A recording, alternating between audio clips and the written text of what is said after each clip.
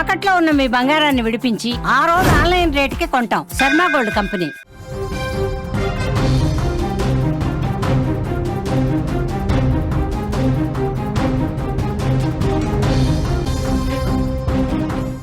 మరి breaking news చూస్తున్నాం. పులివెందులో high tension వాతావరణం నెలకొన్నట్లుగా తెలుస్తోంది. పులివెందుల జెడ్పీటీసీ ఉప ఎన్నికకు రేపు పోలింగ్ జరుగుతున్న నేపథ్యంలో స్థానికంగా ఎలాంటి ఘర్షణ వాతావరణం తలెత్తకుండా పోలీసులైతే భారీగా మోహరించినట్లుగా తెలుస్తోంది. ఇప్పటికే స్థానికేతరులు ఎవరు ఉండకూడదంటూ కూడా పోలీసులు దండోరా వేపించారు. పోలింగ్ నేపథ్యంలో పలు చోట్ల ఘర్షణలు చోటు చేసుకోవచ్చనే కారణంగా అన్ని గ్రామాలు పోలీసులు నిఘాలో ఉన్నాయి. మరోపక్క ఎవరైనా కూడా రూల్స్ ను అతిక్రమించినా గొడవలకు పాల్పడితే కఠిన చర్యలు తీసుకుంటామంటూ కూడా పోలీసులు హెచ్చరిస్తున్నారు. ఇక ఇదే అంశానికి సంబంధించిన మరింత సమాచారం మా కడప ప్రతినిధి సుదర్శన్ రెడ్డి లైవ్ లో అందిస్తారు. సుదర్శన్, ఏంటి పులివెందులో హై టెన్షన్ వాతావరణం కనిపిస్తోందా? అక్కడ హై అలర్ట్స్ జారీ చేసినట్లుగా తెలుస్తోంది. ఏంటి అక్కడ సిచ్యువేషన్? పులివెందుల మండలంలో ఉన్నటువంటి అన్ని గ్రామాలు కూడా పోలీసుల నిఘాలో ఉన్నాయి. పోలీసులు మొత్తం చుట్టుముట్టారు, రౌండప్ చేశారు. వందలాది మంది పోలీసులు గ్రామాల్లో గస్తీ నిర్వహిస్తూ ఉన్నారు.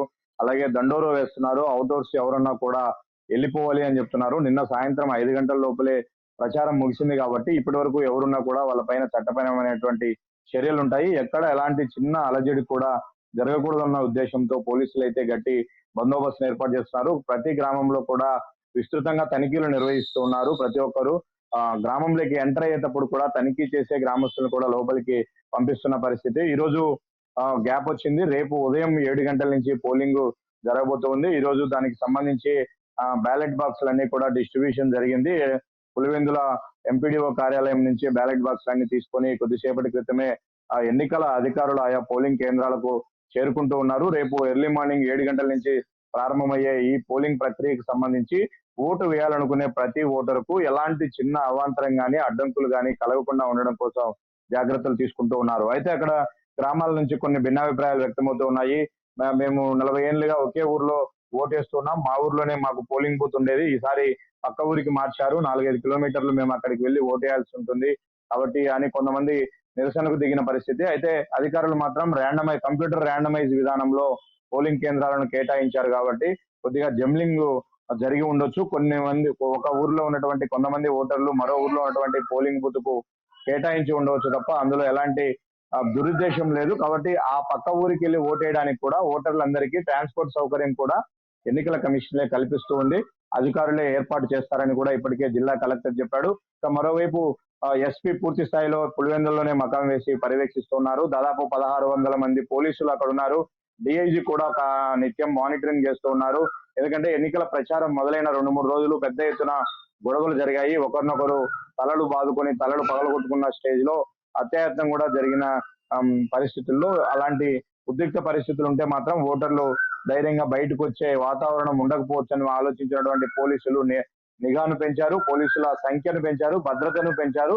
పూర్తి స్థాయిలో ఇప్పుడు ఏవైతే 5 పంచాయతీలు 6 గ్రామాల్లో రేపు 15 పోలింగ్ కేంద్రాలలో పులివెందుల్లో ఓటింగ్ జరగబోతుంది. ఈ 15 పోలింగ్ కేంద్రాలకు సంబంధించి ఒక్కొక్క పోలింగ్ కేంద్రంలో ఒక సిఐతో పాటు 2 ఎస్ఐలు, సుమారుగా 100 మంది కానిస్టేబుల్ అక్కడ భద్రతా చర్యలు తీసుకునే విధంగా ఏర్పాట్లు చేసిన పరిస్థితి కనిపిస్తోంది. ఫ్రీ అండ్ ఫెయిర్ ఎలక్షన్ కావాలనే 2 పార్టీలు కూడా కోరుకుంటున్న నేపథ్యంలో ఇప్పుడు పూర్తి స్థాయిలో అలాంటి వాతావరణాన్ని కల్పించడం కోసం పోలీసులు భావిస్తున్నారు. ఇప్పటికే ఆయా గ్రామాల్లో భారీగా కవాతు కూడా నిర్వహించారు. ఎవరు ఎక్కడ ఎలాంటి చెడు అభిప్రాయం ఉన్నా, వేరే గొడవలు చేయాలన్న ఉద్దేశం ఉన్నా కూడా అలాంటి వాళ్ళందరికీ ఒక భయం కలిగే విధంగా అలాంటి వాళ్ళందరూ కూడా ఎక్కడ అవాంఛనీయ సంఘటనలకు పాల్పడకుండా ఉండడం కోసం కూడా పోలీసులు అన్ని రకాల చర్యలు తీసుకుంటున్న పరిస్థితి కనిపిస్తుంది. దాదాపు పోలింగ్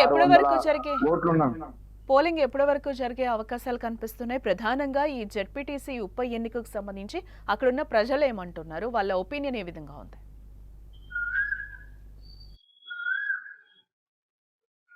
పోలింగ్ కు సంబంధించి మొత్తము 10,600 ఓట్లు ఉన్నాయి. ఇప్పుడు ఆ 15 పోలింగ్ కేంద్రాల్లో కూడా జరగబోతుంది. పోలింగ్ సమయం వచ్చి రేపు ఉదయం 7 గంటల నుంచి సాయంత్రం 5 గంటల వరకు కూడా ఓటర్లందరూ తమ ఓటు హక్కును వినియోగించుకోవచ్చు. 5 గంటల లోపల ఎవరైతే క్యూ లైన్లోకి ఎంటర్ అవుతారో వారందరికీ కూడా ఓటు వేసుకునే అవకాశాన్ని, సౌకర్యాన్ని కల్పిస్తామని ఇప్పటికే ఎన్నికల అధికారులు చెప్పారు. ఓటర్లు అభిప్రాయం కూడా ఇప్పటికే వాళ్ళు ఒక నిర్ణయానికి వచ్చారు. అయితే వాళ్ళను ప్రలోభ పెట్టే ప్రయత్నం 2 పార్టీల నుంచి జరుగుతుంది. భారీగా డబ్బులు ఆశ చూపుతూ ఉన్నారు. ఒక్కొక్కరు 10,000 రూపాయల వరకైనా ఓటుకు పంచడానికి సిద్ధమవుతున్నారు. ఈ రోజు ఉదయం నల్లపరెడ్డి గారి పల్లెలో వైసీపీకి సంబంధించినటువంటి వారు అక్కడ డబ్బులు పంచుతున్నారు. అయితే ఆ పార్టీకి చెందినటువంటి 2 వర్గాల్లోనే ఒక స్ట్రీట్ లో 3,000 చొప్పున ఇచ్చారు, మరో స్ట్రీట్ లో 5,000 చొప్పున ఇచ్చారు ఏంటి అంటూ కొంత అక్కడ వాగ్వాదం జరిగింది. మళ్ళీ వాళ్ళే సర్దుకొని అక్కడి నుంచి వెళ్ళిపోయిన పరిస్థితి. ప్రతి గ్రామంలో కూడా ఇప్పుడు డబ్బులు జాతర జరుగుతోంది.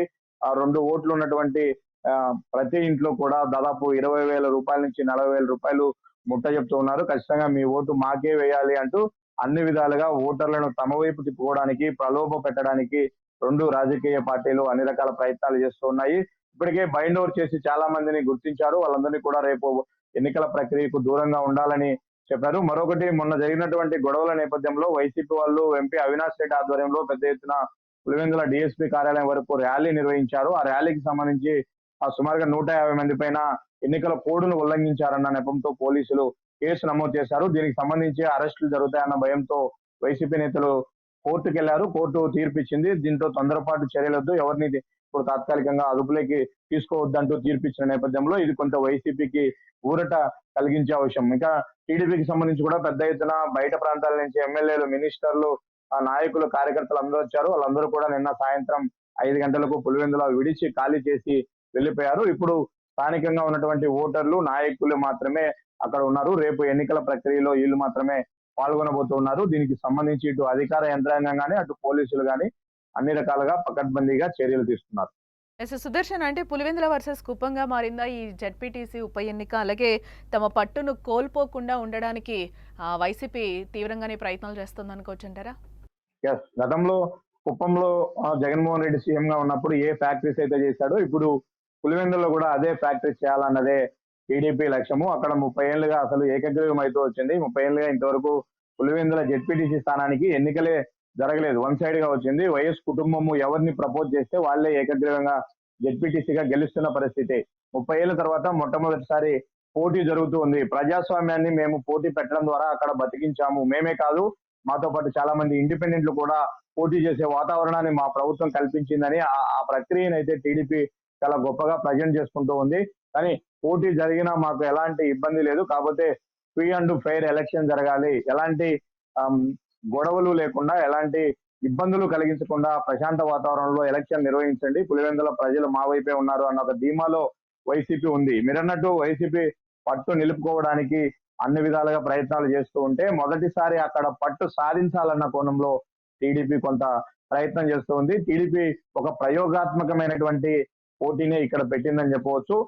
చూడాలి మరి పులివెందుల ప్రజలు ఎలాంటి విచక్షణతో ఆలోచిస్తారు, ఏ పార్టీ వైపు మొగ్గు చూపుతారు ఏంటి అన్నది 14వ తేదీ రాబోయే రిజల్ట్ లో వ్యక్తమయ్యే అవకాశం ఉంది. రైట్ సుదర్శన్. మొత్తంగా అయితే పులివెందుల్లో హై టెన్షన్ వాతావరణం అయితే నెలకొన్నట్లుగా మనకు కనిపిస్తోంది.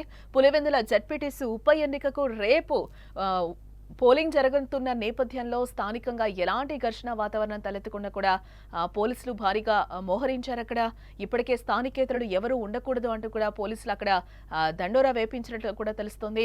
పోలింగ్ నేపథ్యంలో పలు చోట్ల ఘర్షణలు చోటు చేసుకోవచ్చు అనే కారణంగా అన్ని గ్రామాలు కూడా పోలీసుల నిఘాలో ఉన్నట్లుగా కూడా మనకి తెలుస్తోంది. ఇటు మరోపక్క ఎవరైనా రూల్స్ ను అతిక్రమించినా, గొడవలకు పాల్పడితే కఠిన చర్యలు తీసుకుంటామంటూ కూడా పోలీసులు అక్కడ హెచ్చరిస్తున్నారు.